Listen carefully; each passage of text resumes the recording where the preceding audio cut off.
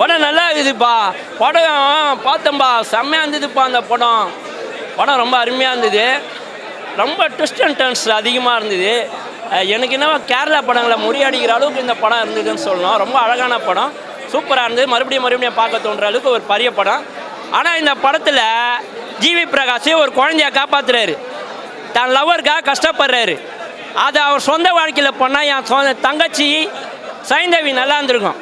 இந்த படத்தில் ஹெராயின் கடத்துறவன ஸ்ரீகாந்த்லாம் தூக்கி உள்ளே போகிறாரு. ஆனால் அவர் சொந்த வாழ்க்கையில் பயன்படுத்தினா நல்லா இருந்திருக்கும். அதுதான் என் வருத்தம். நன்றி.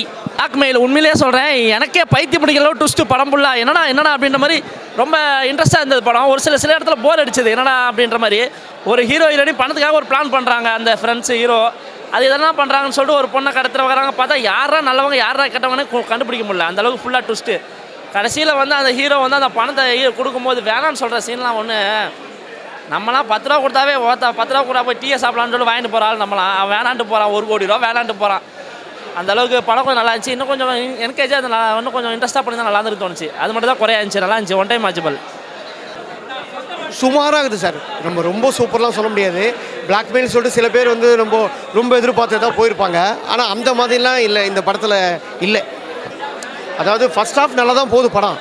அந்த ஃபஸ்ட் ஹாஃப் வந்து போன வேகத்தை கொஞ்சம் அதே மாதிரி செகண்ட் ஹாஃப் கொண்டு போயிருக்கலாம். ஆனால் சேம் ஃபஸ்ட் ஹாஃபில் என்ன பண்ணாங்களோ செகண்ட் ஹாஃப்லேயும் அதே மாதிரி பண்ணி படத்தை முடிச்சிட்டாங்க. இதுதான் வருத்தம். படம் வந்து நான் அது சொன்னேன், சஸ்பென்ஸு த்ரில்லிங் படத்தை பார்க்குறவங்க யாராவது ஆசைப்பட்டாங்கன்னா ஒரு தடவை பார்க்கலாம், அவ்வளோதான். அதுக்கு மேலே வந்து இந்த படத்தில் ஒன்றுமே இல்லை. எல்லா நடிப்பும் நல்லா தான் இருக்குது. பேக்ரவுண்ட் மியூசிக் நல்லா தான் இருக்குது, அதெல்லாம் குறைலாம் இல்லை. எல்லாரோட ஆக்டிங் வந்து என்ன அதில் ஸ்க்ரீனில் கொடுக்க முடியுமோ அதை கொடுத்துருக்காங்க. ரமேஷ் திலக் ஆகட்டும், ஜிவி பிரகாஷ் ஆகட்டும், ஸ்ரீகாந்த் ஆகட்டும், பிந்து மாதவி அவங்களாகட்டும், யாராக இருந்தாலும் வந்து அதில் என்ன கொடுக்க முடியுமோ கொடுத்துருக்காங்க. ஆனால் வந்து ஒரு தடவை பார்க்கலாம். பட் அதுக்குள்ள எனக்கு தெரிஞ்சு டைம் வேஸ்ட்டு. பிளாக்மெயில் படம் பார்க்குறது டைம் வேஸ்ட்டு. அதுக்கு வேறு ஏதாவது படம் போய் பார்க்கலாம். இல்லை இந்த பாம் நல்லாயிருக்கும் படம், அது போய் பாருங்கள், நல்லாயிருக்கு. பிளாக்மெயில் படம் பார்த்துட்டு வரேன். படத்தோட ஸ்டோரி என்னென்னா, ஸ்ரீகாந்தும் பிந்து மாதவியோட பொண்ணை வந்து யாரோ கடத்திடுறாங்க. ஸோ யார் கடத்தினா அதை பேஸ் பண்ண ஸ்டோரி இது. படம் பார்த்திங்கன்னா உங்களுக்கு பிட்டாக வந்து பார்த்திங்கன்னா நிறைய கேரக்டர்ஸ் இருக்காங்க. எல்லாருமே கனெக்ட் பண்ணுறது தான் படத்தோட ஸ்டோரி. ஸோ இவங்க இருக்காங்க. அதுக்கப்புறம் பார்த்திங்கன்னா இவர் நம்ம ஹீரோ ஜிவி பிரகாஷ், அவரோட கேர்ள் ஃப்ரெண்டு தேஜஸ்வினி, அப்புறம் ரமேஷ் அவர் வந்து அவரோட ஃப்ரெண்டு, அப்புறம் போலீஸ் ஒரு கும்பல், வில்லன் ஒரு கும்பல், அந்த மாதிரி ஏகப்பட்ட ஒரு விஷயங்கள் இருக்குது. எல்லாமே டோட்டலாக இன்டர்கனெக்ட் ஆகிறது வந்து அந்த குழந்தை சார்ந்த ஒரு விஷயத்தில் இன்டர்கனெக்ட் ஆகுது. ஸோ இந்த படத்தில் வந்து பார்த்திங்கன்னா ரொம்ப ஒரு பேசிக்கான விஷயம் வந்து லைட்டாக தவறு செஞ்சுருக்காங்க. என்னென்னா அந்த குழந்தை வந்து கிட்னாப் பண்ண தான் இந்த படத்தில் ரொம்ப மெயினான ஒரு பாயிண்ட்டு. அவள் வந்து ஏதோ ஒரு டோட்டலாக ஒரு ஹில் ஏரியாவில் வந்து ஆள் நடமாட்டமே இல்லாத ஏரியாவில் அவள் கதவு திறந்துட்டு வெளில போகிறா.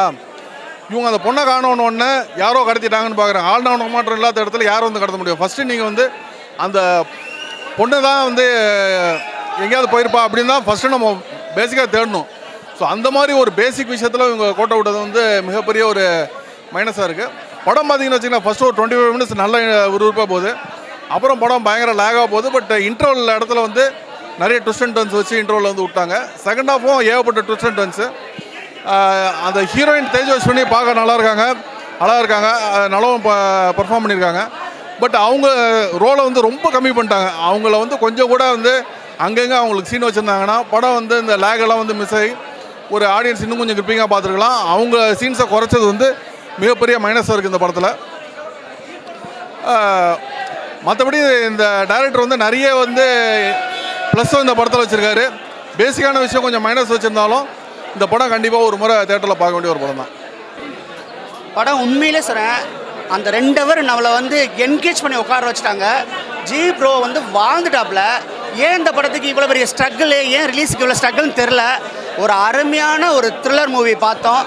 ரொம்ப நாள் கழிச்சு தமிழில் இப்படி ஒரு த்ரில்லர் மூவி வந்தது வந்து ரொம்ப சந்தோஷம். சாம்சிஎஸ் மியூசிக் செம்ம. ஸ்ரீகாந்த், பிந்து மாதவியெல்லாம் வேறு லெவலில் பண்ணிட்டாங்க. லிங்கா வந்து கலக்கிட்டாப்புல. அவரோட இன்னொரு படம் தாவூத் வேறு ரிலீஸ் ஆகிருக்கு இன்றைக்கி. ஸோ எப்படின்னு பார்ப்போம். ஒரு அருமையான ஒரு சூப்பர் த்ரில்லரு. யாரெல்லாம் த்ரில்லர் பேஸில் விரும்புகிறாங்களோ அவங்களுக்கெல்லாம் செம்ம ட்ரீட் பண்ணும். நல்ல